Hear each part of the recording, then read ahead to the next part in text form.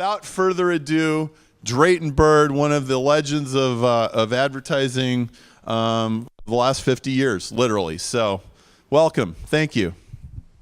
The first problem with marketing is that most people in marketing don't know what it is. And if you think that's a joke, it isn't, because I used to go around the world, well, I still go around the world. For a long time, I used to say to people, can anyone here define marketing? And since I was mostly speaking to marketing people, you would imagine that a few of them would have known, but most of them don't. Most of the people in marketing cannot even define what it is. And this is how it's described by the Chartered Institute of Marketing in this country.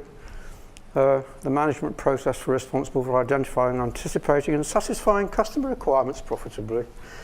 And one of the things I think you ought to realise about marketing, as most other things in life, is that formulae are very, very helpful. I gave one yesterday, and here's another one. 5 times W equals success. This is an old journalistic formula, but it applies to, I can tell you this, I don't care what marketing problem you have, what you sell, or who you sell it to, or where you sell, or how much it costs. You can apply this formula, assuming you have some idea what you're trying to do, and you will solve the problem.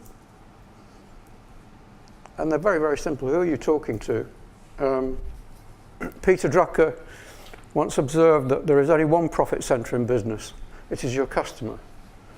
So you should spend more time thinking about the people you're talking to or hoping to talk to than anyone else.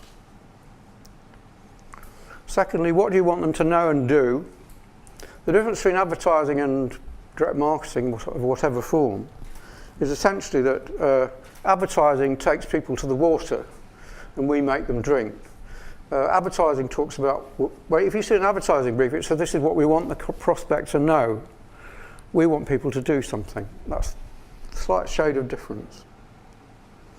When is the best time to speak to them? Because if you catch them at the right moment, you can't fail. If you catch them at the wrong moment, you will fail.